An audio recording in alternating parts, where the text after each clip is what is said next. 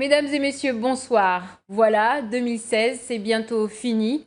Enfin, diront certains, car cette année a été plus qu'éprouvante pour la population mahoraise. Grèves, blocages, expulsions illégales, coupeurs de route et explosion des nouvelles formes de violence, notamment par bandes armées. 2016 pour les Mahorais, c'est un peu l'année du désespoir. Alors avec nos invités, nous allons tenter d'analyser l'action politique face à ces enjeux de taille, mais aussi les conséquences de ces événements sur les prochaines échéances électorales. Alors avec nous, Zaidou Bamana, un habitué. Bonsoir Zaidou, vous êtes journaliste et analyste politique. Vous allez nous dire un peu votre sentiment sur tout ce qui s'est passé. Et face à vous, un nouveau venu, Kamaldine Atoumani. Bonsoir. Bonsoir. Alors vous êtes directeur de Kweli Consulting. Kweli Consulting, c'est ces fameux experts dont on parle souvent dans cette émission, ceux qui sont censés appuyer, aiguiller les élus dans leurs décisions et les éclairer. C'est bien cela. Voilà, vous travaillez entre Mayotte et Paris, et donc vous connaissez un peu tout ce monde et la politique dans ces milieux. Voilà. Alors, le début de l'année 2016, une année difficile, commence par un message d'alerte. Un message de Mansour Kamardine qui nous parle de guerre civile dans le Figaro. Alors, pourtant, le procureur Joël Garrigue ainsi que les cadis avaient aussi lancé cette alerte. On se rappelle de la réaction à Paris de Georges Paul-Langevin, le ministre, suite à cet article. Et le ministre l'a accusé d'exagérer les faits. Ensuite, Paris a fait la sourde oreille et lancé ce qui s'est passé juste après. L'actualité a donné raison à M. Kamardine. Finalement, on voit que c'est Mansour Kamardine qui arrive à faire réagir la ministre. Qu'est-ce qu'il faut en penser Qu'est-ce qu'il faut en tirer? Oui, effectivement, j'ai eu l'occasion de dire que le terme était peut-être exagéré, et c'était repris au niveau de la métropole, etc. Mais il faut dire que le procureur de la République l'avait dit lui-même en des termes aussi forts. Il avait dit que la situation était absolument catastrophique. Oui. Et il a envisagé une escalade pour l'année 2017. Donc Mansour Kamardine, en tant qu'élu, a eu raison d'exagérer, puisque ça a permis de faire réagir la ministre, et puis ça a enclenché une dynamique de discussion au niveau national, au niveau du gouvernement, sur ce fléau de l'insécurité. Il fallait peut-être un mot fort, même s'il n'est pas tout à fait adapté à la situation qu'on a connue sur le territoire, parce que guerre civile, ça veut dire un affrontement entre des populations qui sont à l'intérieur de l'île, oui. Alors que là, il s'agissait plus ou moins d'une insécurité due à des violences urbaines. Mais le phénomène était d'une telle ampleur qu'il fallait effectivement alerter aussi bien la population que les autorités locales et le gouvernement. Ce qui me semble important, c'est qu'il a agi en tant que politique. Oui, il n'était pas encore président des Républicains. Oui, il n'était pas encore président des Républicains, mais c'était quand même un ancien élu. Député, c'est un cadre du parti politique, et puis c'était un ancien député. Donc il connaît le fonctionnement des institutions au niveau national, et il était bon, effectivement, d'être exagéré. Alors, Kamaldine Atoumani, vous êtes à Paris, vous connaissez un peu comment fonctionne ce microcosme. Alors, Mansour Kamardine, qui n'est pas encore président des Républicains, arrive quand même à se faire entendre et à avoir un article dans le Figaro. Est-ce que vous pensez que ces relations ont eu lieu, ces anciennes relations ont aidé dans cet appel, ont l'aidé à se faire entendre jusqu'au plus haut niveau? Parce que c'est le problème ici à Mayotte. On dit souvent que les élus ont du mal à passer le filtre de la presse nationale. Oui. En fait, si vous voulez, ce qui a été fortement bien joué par Mansour à cette occasion, c'est d'avoir fait la publication dans le Figaro. C'est précisément parce que ça a été fait dans le Figaro et que ça a eu un écho au niveau national que la ministre a réagi. C'est-à-dire que si il avait dit les mêmes propos, mais que c'était resté, par exemple, dans Mayotte Hebdo, d'accord, ou que ça se limitait éventuellement à La Réunion, ça n'aurait pas eu la même proportion et la ministre n'aurait pas réagi de la même manière. Mais là, le fait que ça apparaisse dans le Figaro... Qui est aussi un journal de droite. De droite, absolument. Et évidemment, là, les relations à droite permettent d'avoir donc ces accès-là. Oui. Mais au-delà des relations, c'est surtout le média lui-même qui a donc une portée au niveau national et qui permet à ce moment-là de faire entendre la voix de Mayotte et mettre en échec directement la politique du gouvernement par rapport à Mayotte. Oui. Et c'est justement parce que ça mettait en évidence l'échec sur la gestion de l'insécurité à Mayotte que la ministre a réagi. Autrement, effectivement, elle aurait fait la sourde oreille, comme ce qu'elle avait fait auparavant, quand les autres parlementaires, éventuellement Ibrahim, Aboubacar et d'autres, se sont fait écho de la même situation. Mais comme ils n'ont pas eu accès à ce média-là, ils n'ont pas eu peut-être l'intelligence ou l'idée de recourir à ce média ou à un autre média qui a une portée nationale, et du coup, se faire entendre au-delà. Parce qu'en fait, ce qui fait aujourd'hui agir ou réagir au niveau du gouvernement, c'est quand l'information se diffuse à grande échelle. D'accord. Alors justement, est-ce qu'on peut dire que ce coup de colère de Mansour Kamardine l'a aidé par la suite à se faire élire un mois plus tard président des Républicains, ou c'était déjà joué? Oui, c'était une façon de se positionner déjà. De dire, voilà, moi, le thème sur lequel je m'inscris, c'est l'insécurité. Ensuite, évidemment, il y a eu des exagérations. Mais la stratégie a été payante, mais c'est peut-être pas ça qui l'a fait réussir, puisque je ne sais pas si vous vous souvenez des élections, il y a eu un cafouillage dans la manière dont l'élection s'est déroulée, avec seulement 2 bureaux de vote sur l'ensemble de l'île, avec évidemment des plaintes, en tout cas au tout début, avant qu'il y ait l'installation du bureau, des plaintes de part et d'autre, de gens qui disaient effectivement qu'il y a eu tricherie, etc., avant de se raviser, revenir sur leur position. Mais oui, ça a peut-être aidé à avoir un écho. En tout cas, c'est peut-être pas ça qui a permis à ce qu'il arrive au stade de président. Il y a eu d'autres manœuvres qui ont été, je dirais, qui sont tout aussi condamnables, mais qui ont permis l'arrivée à cette situation. Je crois qu'il n'y a pas une corrélation directe, mais nous savons très bien que c'est un sujet qui allait faire partie des thématiques abordées pendant toute la campagne. Le thème de la sécurité, de l'insécurité et de l'immigration clandestine demeure jusqu'à présent le thème majeur pour les partis politiques.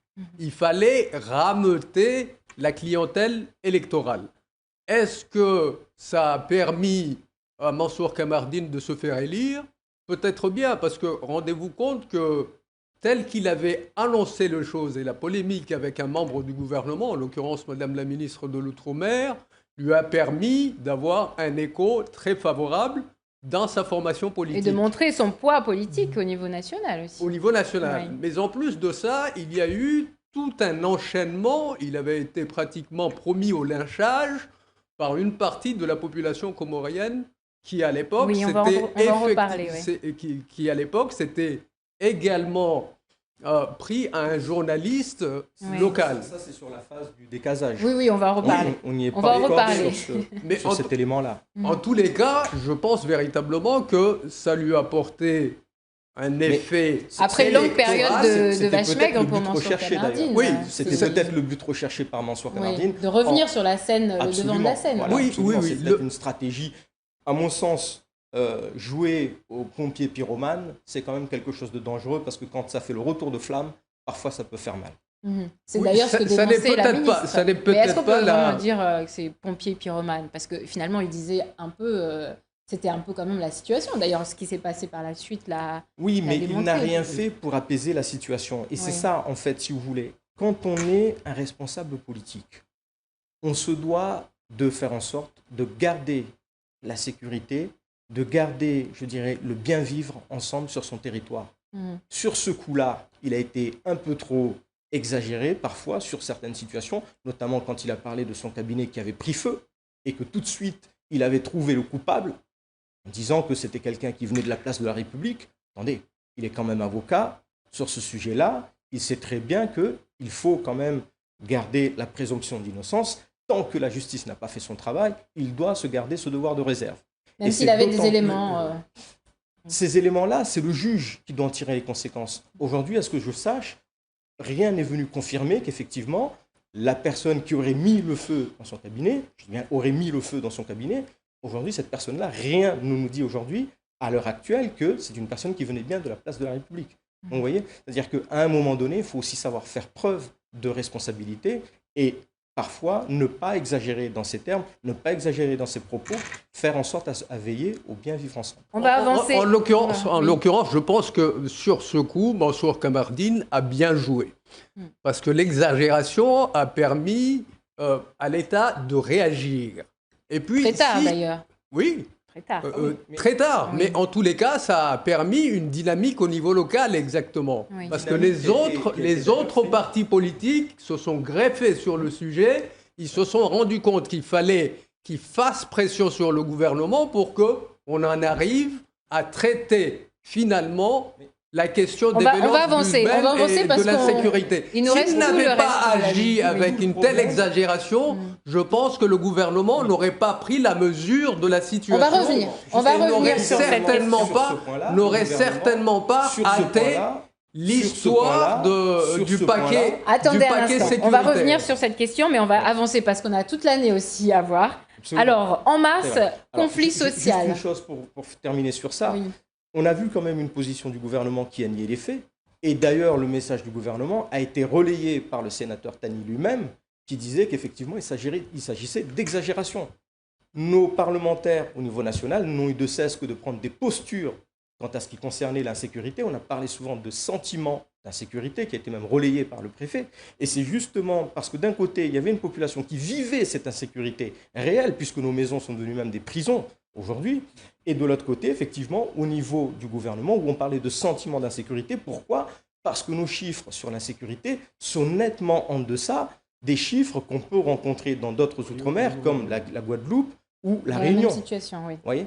Donc c'est pour ça, effectivement, il fallait crier, il fallait alerter de la situation, mais pas par des postures, c'est-à-dire en prenant réellement des positions pour se faire entendre, pas aller juste dans des questions sans débat au niveau de l'Assemblée nationale, pour faire semblant aux yeux de la population, pour dire, voilà, j'ai un appel au gouvernement sur la délinquance, quand on sait très bien que dans des questions sans débat, le gouvernement ne répond pas. D'accord, merci. On va avancer. Alors, conflit social. En mars, l'intersyndicale descend dans la rue pour demander l'égalité réelle. Évidemment, les méthodes sont les mêmes, barrages sur les routes, et il y a aussi des débordements. Des jeunes en profitent pour commencer des violences urbaines. On se rappelle des affrontements entre jeunes de Cavani, Doujani, Msapéré. Là aussi, les Mahorais découvrent aussi cette violence qui vient directement s'en prendre à eux, chez eux. Jusqu'à maintenant, c'était à l'extérieur. Maintenant, c'est quand ils sont chez eux, les jeunes viennent casser les voitures. Des violences qui éclatent un peu partout en marge de ces manifestations. On accuse souvent les grévistes d'être un peu les détonateurs de violences urbaines.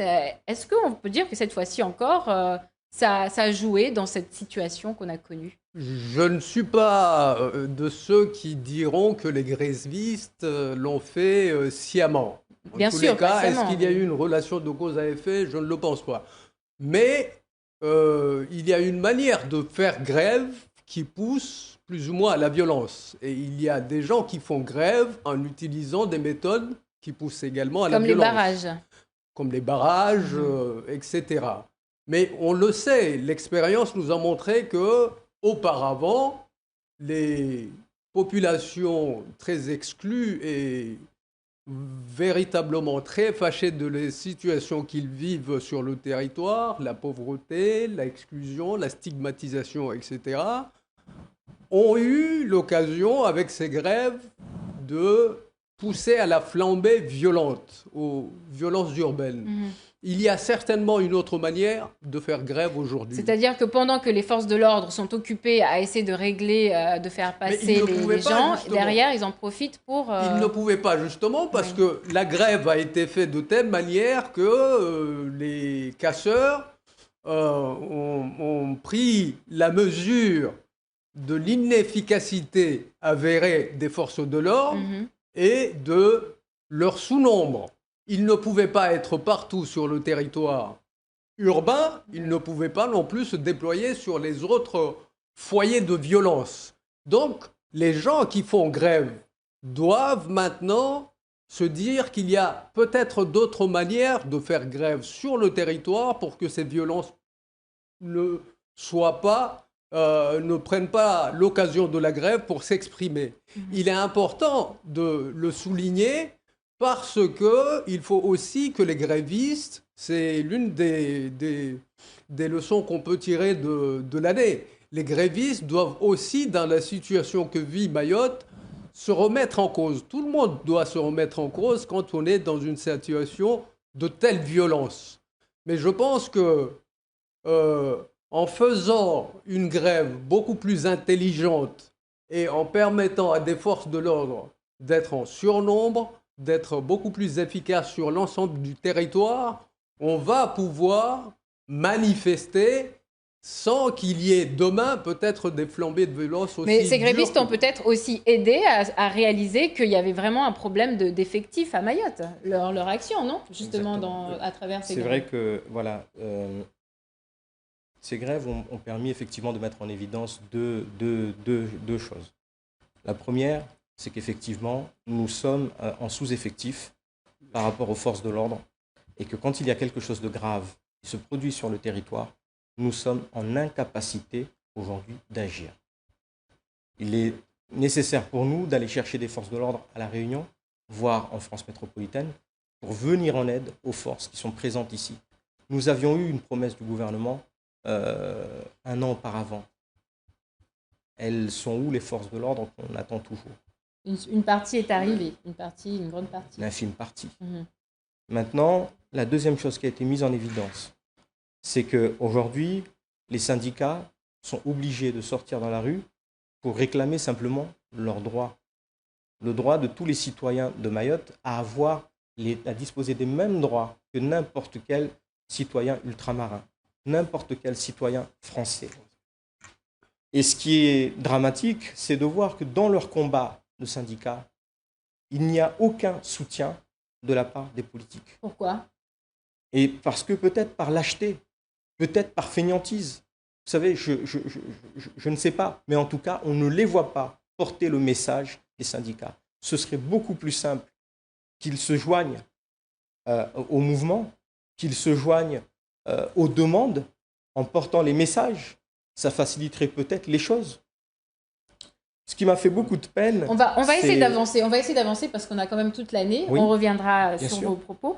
Alors, l'escalade de violence. Le 19 avril, justement, quelques jours après l'arrêt de cette grève, suite à ces débordements, marche blanche, Christophe, un père de famille, est tué le 18 avril à Kaweni. Le 19 avril, marche blanche, toute la population mahoraise descend dans la rue. Tout le monde est choqué, tout le monde veut montrer justement que ça suffit. Et il ne se passe rien, aucune réaction de la même manière. Et par la suite, 2 semaines après, Frédéric Dachery est lui-même agressé. Il en mourra quelques jours plus tard. Là non plus, les élus sont venus juste assister à son enterrement. Mais derrière tout ça, on voit que aussi bien la population que les élus, personne n'est épargné. Mais là, toujours pas de réaction. Qu'est-ce que les élus auraient pu faire de plus à ce moment-là? Je crois qu'ils auraient pu prendre la mesure de l'insécurité depuis longtemps. Et il fallait qu'ils soient tout à fait courageux vis-à-vis de leur propre parti politique. Je crois que les élus locaux, et notamment le parlementaire, n'ont pas discuté avec le gouvernement sur la réalité et la gravité de la situation à Mayotte. Ils n'ont pas joué le jeu pour lequel les populations les ont élus. Il fallait dire au président Hollande, puisqu'ils avaient le lien direct, et au gouvernement, la situation effectivement très grave. Pourtant, ils nous disent souvent qu'ils reportent. En tout le cas, ils l'ont mal dit. Dans les questions sans débat. Ils l'ont dit de manière très timorée. Ils l'ont dit de manière très timorée. Ils ont sous-estimé la situation sur les territoires. Vous voyez Mansour Kamardine qui dit il y a flambé de violence, il faut réagir. Ils ont réagi après coup. Mais rendez-vous compte que ce n'est pas la première fois. C'est l'année la plus catastrophique, alors que nous vivons ces phénomènes depuis 3 ou 4 ou 5 ans. Oui. Il fallait absolument que les élus ne se disent pas que la question de l'immigration et de l'insécurité est une question qui relève du discours électoraliste. Oui. Il ne faut pas le faire dans l'immédiateté. Il faut comprendre comment le phénomène arrive et dans quelle mesure il faut proposer des solutions pour en sortir. Des solutions, il y en a certainement. Et dans ce cadre précis, nous devons reconnaître que les élus ont été défaillants. Alors même qu'un certain nombre de syndicats proposaient des solutions. Et d'autres analystes commençaient à sortir des pistes de travail pour que ces phénomènes Atoumani, ne vous avez perdurent vécu pas. ça de la métropole, cette situation? Et ici même aussi. Oui, ici. Un jour, je raccompagnais une de mes stagiaires, on revenait de l'abattoir, et elle allait prendre son véhicule au sortir de la barge. Son téléphone s'était mis à vibrer. Et je lui dis, mais tu ne réponds pas? Elle me dit, non, je préfère pas, parce que j'ai peur qu'on me vole mon téléphone. Voilà la réalité que vit la population au quotidien. Et que quand on décroche son téléphone, avant de décrocher, on regarde à droite, on regarde à gauche pour s'assurer qu'il n'y a personne. Et même là, rien ne garantit qu'on ne va pas nous le voler. Mais vous êtes expert, vous êtes normalement censé aiguiller les élus pour savoir quoi faire dans ce genre de situation. Qu'est-ce que vous leur conseilleriez, vous leur auriez conseillé à ce moment-là? La solution est celle que j'avais déjà préconisée en 2012 à Ibrahima Boubacar, alors qu'il était encore en lice pour le deuxième tour et qu'il était venu me chercher, me demander mes voix lorsque j'avais été moi-même candidat à ce moment-là. Je lui ai dit, devant mon comité de soutien, je vais appeler à voter pour toi. La seule chose que je te demande, c'est que durant ce mandat, tu mettes en œuvre une politique de la jeunesse. Il s'était engagé devant moi et devant tous les témoins qui étaient là à Sada en me disant oui, Kamal, je vais le faire. Aujourd'hui... Un député peut faire ça? Absolument. Absolument. Pour la jeunesse. Et aujourd'hui, au bout de quasiment la fin du mandat, nous n'avons encore rien, si ce n'est des mesurettes, des emplois aidés où on fait entrer des personnes en activité pendant 1 an, voire 2 ou 3 pour ceux qui ont la chance d'avoir un renouvellement. Et une fois le contrat terminé, les personnes reviennent à zéro. Ce n'est pas avec je qualifie moi de pansement, de petits pansements qu'on soigne réellement un mal qui est très grave, qui nécessite qu'on agisse en profondeur. Eh bien justement, suite à ces décès de M. Dachry et de M. Christophe, réaction, juste quelques réactions de soutien aux familles, d'émotion, mais rien de vraiment dit. Même l'enquête pour M. Dachry n'a pas vraiment avancé. Résultat, ras-le-bol total dans la population. Quelques semaines plus tard, alors que les habitants prévenaient depuis plusieurs mois qu'ils allaient se mettre à faire des expulsions, là aussi on les a sous-estimés, on les a négligés. Les gens se mettent à expulser des personnes, des personnes en situation irrégulière, en situation régulière, des villages du Sud pour débuter. Et ça continue, ça se propage un peu partout à Mayotte. Ça faisait plusieurs mois que la population avait alerté. C'est ce qu'on dit, c'est qu'on n'a pas écouté la population. Les élus locaux n'ont pas écouté la population. Ils ont écouté un parti politique. Est-ce que ça les arrangeait pas justement aussi que la population se mette à faire ce genre d'action? Ça les arrangeait peut-être, mais en tous les cas, ils n'apportent pas de solution. Or, ce qu'on attend, ce n'est pas qu'ils surréagissent sur l'opinion de la population, c'est qu'ils proposent quelque chose, c'est qu'ils soient une impulsion pour faire prendre conscience au gouvernement que les choses vont mal. Si, dès le départ, il s'était dit c'est la première fois qu'il y a autant de morts sur les territoires en l'espace de 3 ans. Pendant 50 ans qu'il y a lutte pour la départementalisation, il n'y a eu que des morts, 2 ou 3 dans des manifestations politiques. Alors que là, nous savons que c'est un phénomène de violence endémique qui s'est développé depuis la départementalisation et qui s'est développé aussi parce que l'État n'a pas pris la mesure de l'immigration invasive et des migrations violentes qui déferlaient sur le territoire. Il y a une responsabilité de l'État véritable et on vient de le voir, les élus n'ont pas su dire à l'État Notre population a peur. Mais certains élus se sont mouillés. Ils ont manifesté. Il a fallu quand même attendre que les gens se fassent tuer dans leur maison, dans la rue, des métropolitains, des Français de longue date qui sont installés sur le territoire, des Mahorais qui vivent mal au quotidien. Il a fallu tout ce temps-là pour que l'État se dise effectivement nous avons failli au niveau de l'immigration clandestine. Mais il y a une responsabilité locale des élus parce que tout en travaillant avec l'État, avec la préfecture, avec l'autorité judiciaire pour juguler l'immigration clandestine et pour être ferme vis-à-vis des jeunes délinquants, ce que n'a pas fait l'État, ce que n'a pas fait le ministère de la Justice jusque-là, il y a tout un pan qui est de la responsabilité des élus locaux. C'est le développement économique et social du territoire.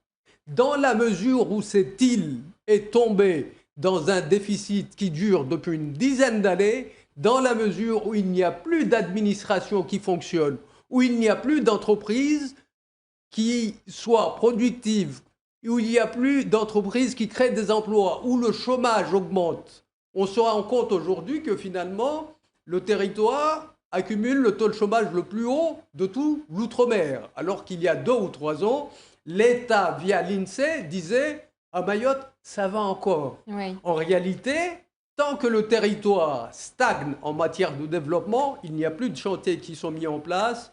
Les associations qui sont des courroies de transmission pour de l'activité sont en faillite. Tout cela crée une violence qui devient endémique. Alors, à ce moment-là, les élus aussi ont été attaqués. Ils ont découvert la peur parce que certains se sont fait agresser, certains se sont fait menacer. On a parlé tout à l'heure de M. Kamardine. Et finalement, ils se rendent compte que même eux ne sont pas à l'abri. Justement, c'est pas aussi pour ça beaucoup ont préféré se taire pour éviter de se faire agresser suite à tout ce climat de violence qui résidait de la non-impunité d'une partie. Alors, ces agresseurs ? Si c'est pour ces raisons-là, c'est vraiment lâche de leur part et c'est un silence coupable dont ils devront répondre devant la population. Maintenant, ce qu'il faut bien comprendre, nos élus, effectivement, pour se défausser du problème, ont mis tout de suite la responsabilité sur le dos de l'immigration clandestine. Il n'y a pas que l'immigration clandestine qui est responsable de la délinquance à Mayotte. L'immigration clandestine a sa part de responsabilité, bien évidemment, parce que ce sont des personnes qui rentrent de manière clandestine, donc par définition, nous ne les connaissons pas, nous ne les avons pas identifiés. D'accord ? Et donc, effectivement, on a des phénomènes où des personnes font des agressions sur Mayotte, et avant de se faire prendre, ils prennent le Kwassa et vont très rapidement au large vers les Comores. Mais il n'y a pas que ça. Mais il n'y a pas que ça. Nous avons également sur notre territoire nos propres délinquants, ceux qui sont bien mahorais, bien français, d'accord ? Avec la nationalité française et que nous ne dénonçons pas parce que c'est notre voisin, parce que c'est notre fils, parce que c'est l'enfant de notre ami, etc. Et que ces personnes-là doivent aussi être traduites devant la justice. Ouais. Et c'est ça qui est important. Il faut que chacun agisse de concert pour dénoncer tous les délinquants. Pas simplement stigmatiser en face l'immigrant clandestin, d'accord, qui a peut-être sa part de responsabilité, mais qui n'est pas le seul. Est-ce que vous pensez que tout ce qui s'est passé, ça va donner, une leçon à ces élus? Par exemple, on les accuse souvent de jouer le jeu de certains squatteurs en les laissant s'installer pour des objectifs électoralistes. Absolument. Et en fermant les yeux sur certaines populations qui s'installent, en espérant que leurs enfants vont voter pour eux. Est-ce que vous pensez que ce qui s'est passé cette année va mettre un frein à toutes ces pratiques? En tout cas, j'espère que si le phénomène continue, les prochains expulsés, les prochains décasés, ce soient exactement ces élus-là qui, par leur lâcheté, mettent la population en danger. Zaïdou, vous avez quelque chose à rajouter? Oui, je crois que ça va changer beaucoup de choses. Ça a déjà changé parce que le gouvernement a pris ce plan de sécurité. Et vous avez remarqué aussi qu'il y avait une certaine indulgence de la part de l'institution judiciaire qui a changé du jour au lendemain. Auparavant, ces jeunes pouvaient faire tout ce qu'ils voulaient. Il y avait un climat d'impunité véritable. Et vous vous rendez bien compte qu'il y a également une frange de la population métropolitaine qui arrive sur le territoire avec des idéologies plutôt que de faire le boulot pour lequel ils sont payés. Oui, mais Il y a cette histoire absolument importante quand on arrive sur un territoire comme Mayotte qui a besoin de développement. Il faut comprendre quel est le fonctionnement de ce territoire.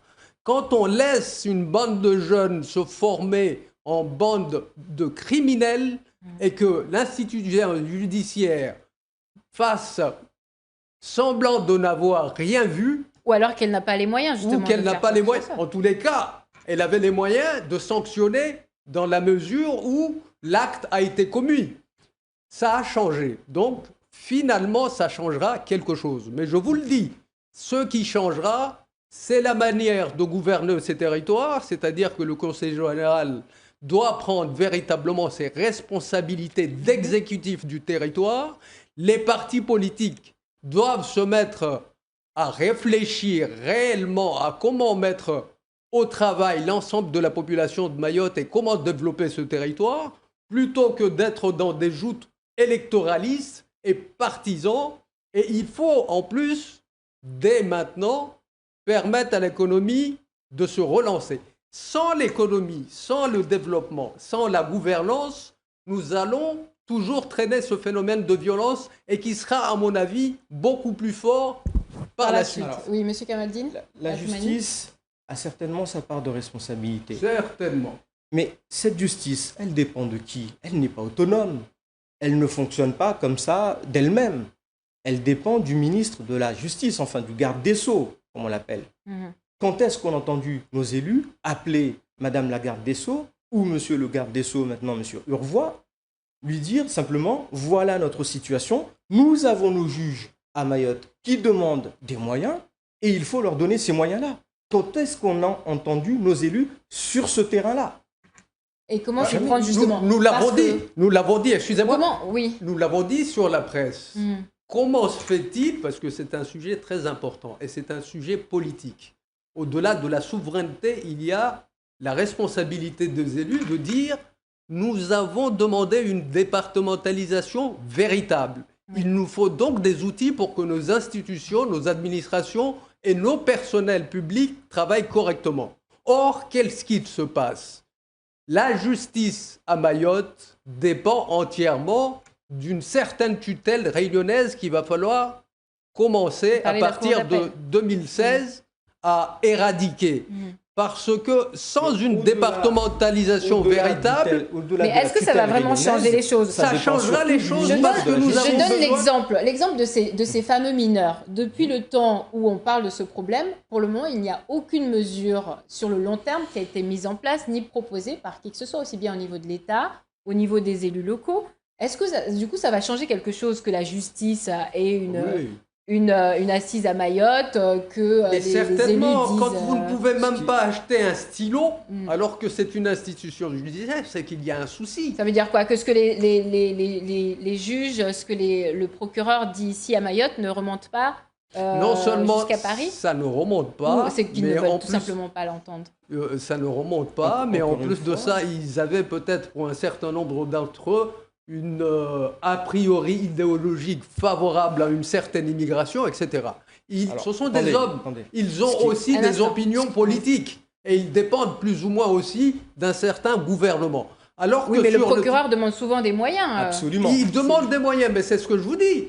Si la justice permet a les moyens de fonctionner correctement sur les territoires, je crois qu'on aura fait. On va essayer d'avancer vite parce qu'il nous reste encore plein de thématiques à aborder. Quand vous n'avez pas une justice, ils ne peuvent même pas acheter un stylo, c'est un souci. Monsieur Kamaldine, rapidement parce qu'on a d'autres thématiques. Il y a eu récemment l'installation des nouveaux magistrats. Oui. Où étaient nos élus pour être aux côtés des magistrats pour leur installation? Ils n'étaient pas là. Donc ce dialogue entre la justice et les élus est inexistant. Qui est censé relayer les informations au niveau national? Ce sont les parlementaires, députés et sénateurs, qui ne font même pas au moins l'honneur de répondre à l'invitation d'être présents à l'installation des nouveaux magistrats. D'accord, Voilà on la espère gravité qu'ils de la vont vous situation. entendre. Alors, on va passer à la suite. Vous parliez de la réponse de l'État. Finalement, lorsque Mme Erika Barek est arrivée, elle a annoncé les 42 millions de rattrapage sur l'aide sociale. Peut-être que finalement, ce qui s'est passé avec ces jeunes, ces coupeurs de route, a été entendu, a été vu à Paris. Et du coup, le département va avoir les 42 millions, c'est-à-dire qui rattrape tout ce que le département a dépensé depuis plusieurs années sur l'aide sociale à l'enfance, plus 9,6 millions d'aides supplémentaires pour l'aide sociale à l'enfance. Et cet argent ne pourra pas être dépensé ailleurs. Autre chose, la répartition de l'octroi de mer entre le département et les communes va aussi permettre de mieux répartir l'argent pour que les communes puissent mettre en place des actions. Et pareil, cet argent ne peut pas être utilisé ailleurs que sur des investissements. On voit quand même que l'État donne quelques moyens. Par contre, il balise. Il essaye de faire en sorte que le département et les communes ne dépensent pas ça, par exemple, sur des salaires, sur des recrutements. Il y a vraiment un problème de confiance aussi. Ce sont deux sujets différents. J'ai peut-être une réponse sur le département. Les 42 millions pour l'aide sociale à l'enfance. Nous voyons là quelle est la faiblesse de l'État, quelle est l'irresponsabilité des gouvernements successifs, quelle est aussi la responsabilité des élus locaux dans ce fiasco. Depuis 8 ans, l'État n'avait pas dépensé un sou sur une mission qui lui était régalienne. Donc, ils sont en train de rattraper leurs bêtises. Ils n'avaient pas financé un sou, ils financent maintenant, tant mieux, mais ça a permis, cette absence de moyens, à la délinquance de devenir une criminalité organisée et très dangereuse. Oui. Il faut maintenant on le sent, et le défenseur des droits l'a dit, ces moyens sont infimes par rapport au travail qu'il y a à faire. Et il faut donc que les élus du Conseil général se disent, nous avons peut-être réussi à convaincre l'État de payer ce qu'il devait, oui. Mais nous avons tout un travail beaucoup plus important à faire et il faut que l'État s'engage en matière financière aussi. Oui, mais on voit que justement que l'État ne fait pas confiance à ses élus dans la manière dont il donne cet argent, effectivement, c'est du vol. Les dépenses. Pardon, c'est du vol. Notamment sur oui. Alors, ce qu'il faut comprendre, c'est quoi? C'est qu'effectivement, si aujourd'hui ces budgets sont bien fléchés, d'accord, c'est pas pour rien. Effectivement, que ce soit sur l'aide sociale à l'enfance ou sur l'octroi de mer, tout est fléché. Pourquoi? Parce qu'il n'y a pas de confiance aujourd'hui entre l'administration centrale ou le gouvernement, d'ailleurs, et les élus à Mayotte. Pourquoi? Ce qu'on constate aujourd'hui, en tout cas ce qui se dit au niveau national, c'est qu'il y a une gabegie par rapport à l'argent qui est envoyé. C'est-à-dire, effectivement, soit ça passe dans du gaspillage, ou soit, effectivement, il y a des soupçons de détournement. Ouais. Et tout ça n'inspire pas confiance du tout à l'administration centrale. Avant de débloquer les fonds, évidemment, elle regarde avant tout qui va gérer ces fonds et comment ces fonds vont être gérés. Ce manque de confiance n'est-il pas justement la cause pour laquelle Mayotte a tellement de mal à avoir des moyens supplémentaires? C'est pour cette raison. Ce n'est pas des problèmes de projet, ce n'est pas des problèmes de programme. Effectivement, pour moi, comme d'autres personnes qui avons la chance de discuter avec les personnes ressources au niveau de l'administration centrale et certains conseillers du gouvernement, ce qui revient, oui, c'est, Kamal, on vient de débloquer 50 millions pour Mayotte, mais on aurait pu débloquer bien davantage, mais on a peur. On a peur que cet argent soit gaspillé. D'accord. On a peur que cet argent soit détourné. C'est une peur injustifiée. Injustifiée, c'est une peur justifiée quand vous regardez. C'est une peur injustifiée dans la mesure où il n'y avait pas de financement de l'État. Comment voulez-vous? Alors, juste un exemple. Quand vous regardez ce qui s'est passé sur l'affaire du Spassad, bien que ce soit une affaire en cours, mais si effectivement les faits sont vérifiés, c'est très grave. Justement, vous faites la transition. Donc, cette fameuse affaire, est-ce que vraiment il y avait matière à créer une polémique sur cette affaire? Je voudrais quand même dire quelque chose. Oui. Je comprends que l'État n'ait peut-être pas confiance aux élus locaux. Et pourtant, ce sont des partis de gouvernement. Ça veut dire qu'ils sont représentés localement. Donc, ils sont censés surveiller aussi ce qui se passe. Ils sont ça veut dire que l'État n'a même pas confiance en ces hommes mais ici comment voulez-vous? Il faut dire qu'on n'a pas confiance en l'État, puisque l'État a été complètement défaillant et absent. Ce qui est un problème énorme sur le territoire, c'est l'abandonnisme. C'est parce que l'État est absent, c'est parce que l'État n'a pas joué le jeu, c'est parce que l'État n'a pas financé le développement du territoire qu'on n'a pas confiance en l'État. Et comment voulez-vous dire que l'État n'a pas confiance aux élus mahorais alors qu'il ne finance pas pendant 9 ans un sou de ses missions régaliennes? La confiance, nous ne l'avons pas non plus à l'État. C'est pour ça qu'il faut la construire. Donc en gros, c'est un manque de confiance mutuelle. Il faut la construire. Oui. Il faut la construire et c'est très bien que l'État dise nous allons financer, d'accord. Nous allons flécher les dépenses. C'est tant mieux. Oui. Ça veut dire qu'un dialogue est en train de se construire. Mais maintenant, c'est aux élus de montrer leur bonne volonté. Alors, absolument. Il faut être adulte. Il y a 2 personnes. Je vous rends la parole, s'il vous plaît. Comment voulez-vous, quand on connaît nos modes de sélection des candidats, c'est-à-dire qu'aujourd'hui, les partis choisissent des candidats en fonction du numéro d'arrivée dans le parti. C'est-à-dire que voilà, on va dire à une personne, ah ben maintenant c'est au tour de telle personne parce que ça fait longtemps qu'elle est là. Ou alors, on va choisir une personne parce qu'en fonction de sa famille, que cette personne n'a pas été préparée à assumer des fonctions d'élu, que cette personne n'a pas été préparée à comprendre le fonctionnement de l'administration. Comment voulez-vous un seul instant que cette personne soit crédible en exercice ? Les cabinets comme ceux que vous dirigez sont là justement pour aider ces élus. D'ailleurs, en métropole, vous avez des agriculteurs qui peuvent être élus. Ils s'en sortent plutôt pas mal en étant mais à condition que ces personnes-là se tournent vers ces ressources. Aujourd'hui, ce n'est pas le cas. Regardez au département. Nous avons combien de talents, combien de cadres au département qui ont été mis au placard à l'arrivée justement de la nouvelle majorité. Et à quel moment les élus se sont tournés vers ces cadres pour leur demander conseil? On va essayer d'avancer. On va terminer parce qu'il faut qu'on avance rapidement. On a bientôt fini. Les primaires, ces fameuses primaires, justement. Là, vous nous parliez de la nécessité de renouveler, de modifier les méthodes de recrutement, etc. Et pendant ces primaires, on a réalisé qu'il y avait vraiment une scission au sein des Républicains, localement, entre ces jeunes qui arrivent, qui veulent vraiment changer ces méthodes, et comment on peut appeler ça, les anciens, ceux qui sont là, les ténors qui sont là. Et est-ce que c'est tout ce qui s'est passé cette année va jouer justement dans les prochaines échéances électorales, dans la manière de recruter, de prendre de nouveaux visages?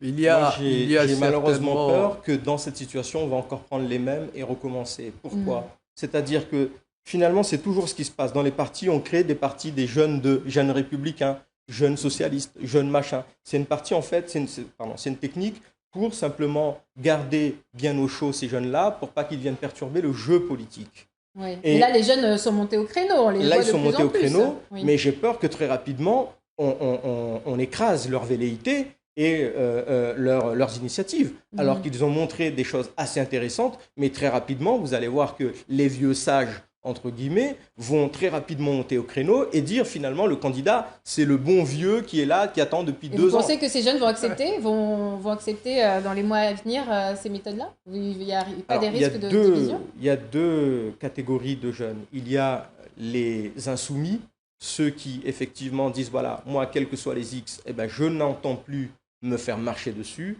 Et puis il y a ceux qui acceptent le système tel qu'il est et qui se disent, ma foi, je me tais, peut-être que dans 5 ans, dans 10 ans, ce sera mon tour. Mais comment on peut expliquer que ces jeunes qui arrivent, on ne les voit pas du tout réagir? Par exemple, dans l'affaire Armami, c'est aussi une personnalité qui a voulu remettre en cause des méthodes, notamment par rapport au recrutement du cabinet, le fait de recycler un peu tous ceux qui ont perdu, au lieu de prendre des experts.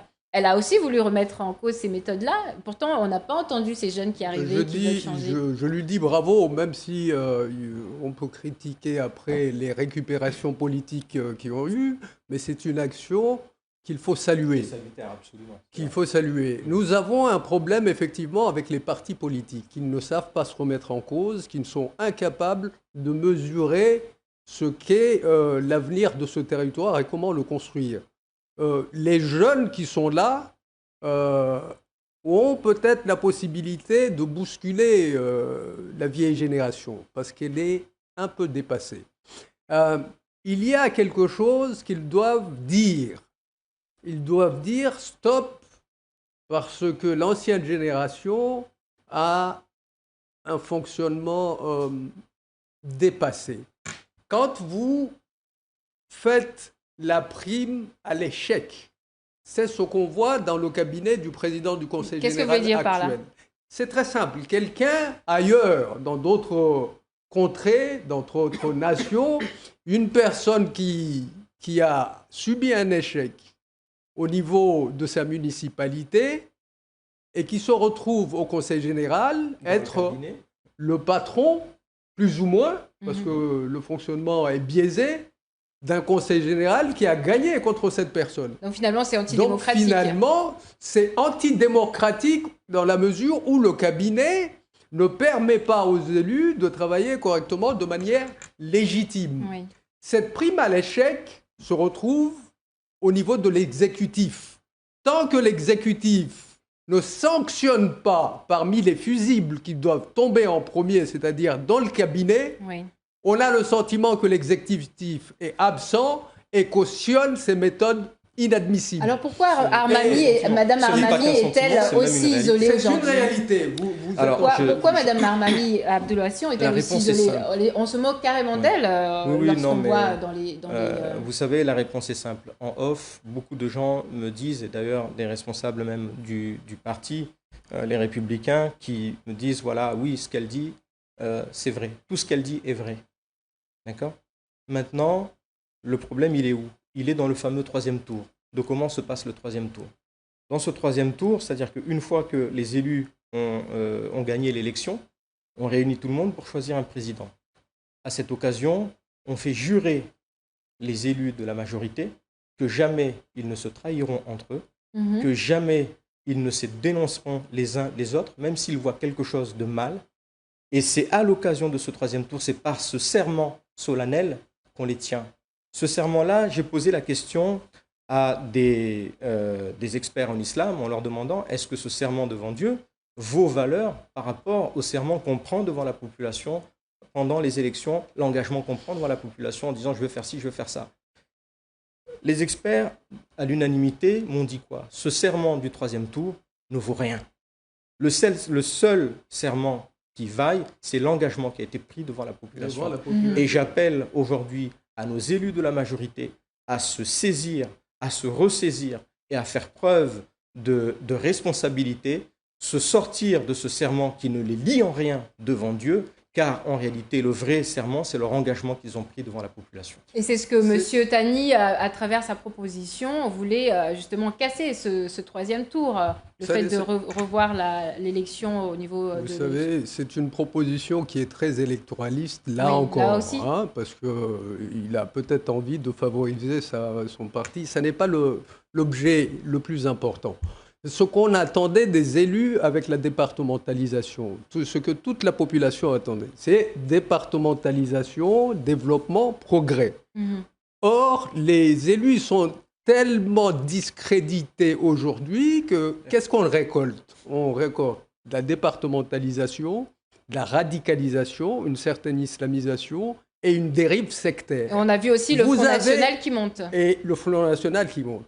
Vous avez cet échec des politiques qui arrivait au point, je prends deux exemples. Il y a un certain moment, ce sont les manifestants sur la rue qui faisaient les politiques, c'est-à-dire les syndicalistes qui faisaient la politique des partis. Oui. Aujourd'hui, vous avez cette radicalisation et cette immixtion du religieux dans la politique qui devient l'alpha et l'oméga, qui devient la chose la plus importante pour un politique. Ils sont si discrédités, ils se sont mis dans une telle situation qu'ils ont délégué leur pouvoir parfois sur des caddies quand il s'agit de lutter contre la délinquance, et maintenant ils délèguent leur pouvoir sur des sectes qui se forment. Et ce sont des élus qui sont dans ces sectes, qui les Quelle financent. secte? Vous avez des noms? Qui les financent avec... Regardez un peu dans les médias, vous aurez pas mal de noms. Vous parlez de celle dont on parle en ce moment, la Moulta Kanour. Quand vous discutez avec un certain nombre d'élus, ils vous disent effectivement, je connais, et ils trouvent une caution à ce genre de dérive sectaire. Il va falloir effectivement que la prime à l'échec soit quelque chose du passé, c'est-à-dire un renouvellement de génération qui doit advenir au sein des partis politiques. Et j'encourage ces jeunes à être vraiment très déterminés pour bloquer le fonctionnement d'une ancienne génération qui a échoué, et quand elle a échoué, elle doit faire autre chose tout en étant utile au territoire. Mais à Kamaldine Atoumani, l'État justement n'est pas là pour éviter cette dérive, être le policier, éviter que ce que dénonce M. Zaïdou Bamana, c'est-à-dire la dérive vers les sectes religieuses, le fait de laisser le religieux Ils sont s'immiscer. inféodés. Mais pourquoi l'État laisse faire? C'est pas dangereux dans le contexte mondial aujourd'hui? C'est aux politiques de le faire. L'État viendra après. Vous savez, certainement, l'État mène son enquête. Et ça, je pense que l'État est quand même assez conscient de ce qui se passe sur ce territoire. Maintenant, c'est quand même aux citoyens d'être aussi responsables et d'appeler leurs élus à plus de responsabilités. Ils sont suffisamment grands et ces personnes-là ne doivent jamais oublier que ce sont les citoyens qui ont d'abord permis à ce qu'ils soient là où ils sont. Et que tant qu'ils sont d'abord dans la recherche de leurs intérêts personnels, la recherche de leur confort personnel, au point de ne même plus vouloir payer la barge, quand on est dans cet état-là, à un moment donné, je pense qu'une remise en question on va conclure justement par rapport aux prochaines échéances électorales. On a vu Marine Le Pen est venue. Ça a créé toute une polémique, tout un engouement d'une certaine partie de la population qui se reconnaît enfin dans un discours de politique. Est-ce qu'aujourd'hui, Mayotte est devenue Front National? Non, pas du tout. Il y a 2 personnes qui ont annoncé qu'elles sont candidates aux élections législatives. L'un, circonscription sud, l'autre, circonscription nord. Oui, mais on entend beaucoup d'électeurs qui disent, justement, pour montrer notre ras-le-bol, on va voter pour elle au premier tour. Mais c'est ce que j'étais en train de vous dire, que cet abandonnisme fait le jeu des extrémismes. Mais quand ils auront réfléchi, quand la population aura réfléchi, quand on lui aura expliqué par A plus B que Marine Le Pen, c'est une option de l'abandonnisme, c'est une option de la régression, c'est une manière, en soutenant la politique extrémiste de Madame Le Pen, de mettre la société mahoraise au banc de la nation. Et grave, c'est que si on va dans l'absolu dans sa politique, ça veut dire que Mayotte n'est demain plus dans la République, elle n'est plus dans l'Europe. Alors il faut véritablement se préparer, pas à une autonomie, mais à une indépendance. Or, qui finance aujourd'hui le développement du territoire? Beaucoup plus les fonds européens. Oui. Comment voulez-vous soutenir une Marine Le Pen qui dit vouloir sortir de l'Europe? Monsieur Kamaldine Atoumani?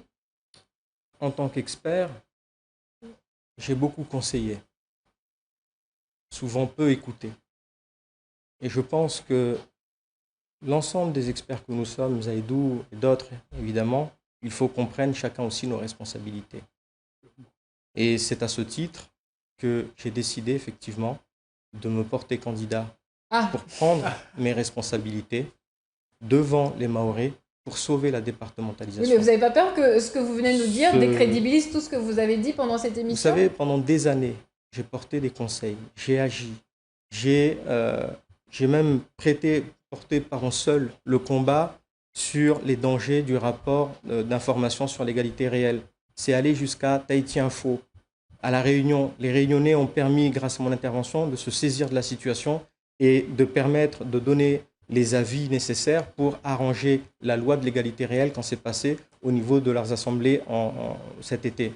Nous, Mayotte, malgré toutes les alertes qu'on a pu faire, jamais, je dis bien jamais, aucun élu n'est venu me voir, me dire, écoute, voilà, nous avons vu ce que tu as fait et peut-être que tu peux nous aider. et nous orienter. Jamais cela n'a été fait. Et là, fait. vous allez vous présenter sous quelle étiquette? Sans étiquette. Mon seul parti, c'est Mayotte.